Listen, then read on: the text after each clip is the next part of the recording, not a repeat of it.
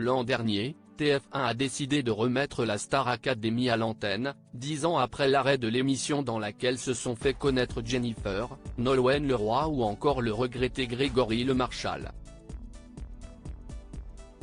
Un choix judicieux qui a ravi les nostalgiques et les plus jeunes, qui ont découvert le programme phare des années 2010. Au vu des audiences satisfaisantes, une nouvelle édition a été lancée le 4 novembre dernier, avec 13 nouveaux académiciens. Star Academy 2023 @TF1 et la compétition s'annonce rude pour les artistes en herbe. Cette semaine l'a d'ailleurs prouvé puisque les élèves n'ont pas dû passer une, mais 2 évaluations, sur le thème des comédies musicales. Ils ont d'abord dû impressionner leurs professeurs par groupe de 3, pour espérer être immunisés. Bien que la prestation du trio formé par Candice, Pierre et Julien ait séduit les téléspectateurs, cela n'a pas été le cas du corps professoral. Ce sont finalement Djibril, Elena et Lenny qui ont échappé aux secondes évaluations et sont assurés de continuer l'aventure. Des nominations inattendues. Le stress de devoir à nouveau faire valoir leur talent pour rester en lice a fait naître quelques tensions parmi les candidats, qui vivent en communauté depuis maintenant plus d'1 mois. Et l'annonce des nommés par Michael Goldman a fini de plomber l'ambiance. Ce samedi 9 décembre, Candice, Margot et Axel devront défendre leur place lors du prime hebdomadaire. Un véritable coup de massue pour le jeune homme, considéré depuis le début comme le premier de la classe par Michael Goldman et qui n'avait encore jamais été désigné.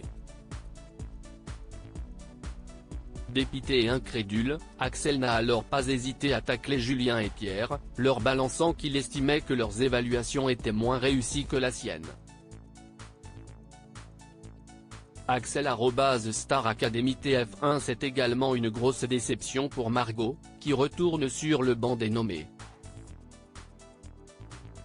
Fort heureusement, la jeune femme peut compter sur le soutien indéfectible de ses fans, mais surtout, des membres de sa famille, qui ne doutent pas une seule seconde de sa légitimité.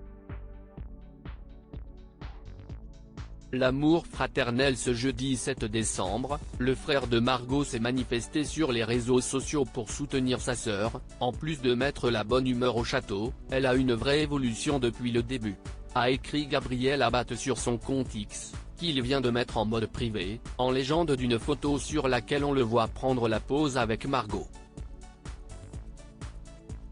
En plus de s'attendrir sur leur ressemblance physique, les internautes ont été sensibles à l'appel de Gabriel. Certains d'entre eux lui ont ainsi répondu en postant une preuve de leur vote en faveur de la jeune rouennaise.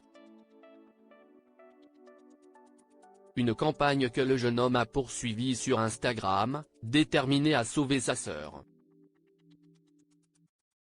Capture d'écran @Instagram. Le fait de se retrouver sur la sellette a certainement mis Margot à fleur de peau.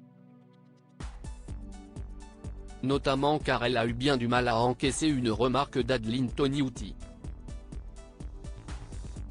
Ce jeudi 7 décembre, la professeure de chant a mis le doigt sur un tic de la candidate. Je vais t'expliquer, tu as un tic, parce que la dernière note de la rédaction, tu l'as fait toujours écraser.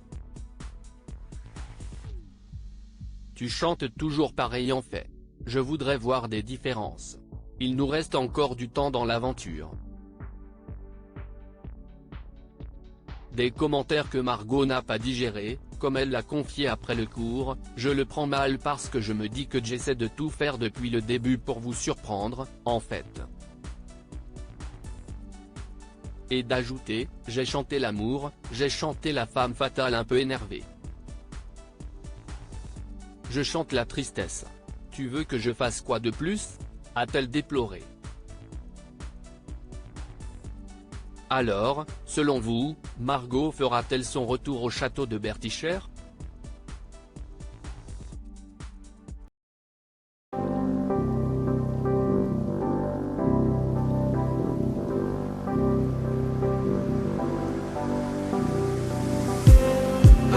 just need some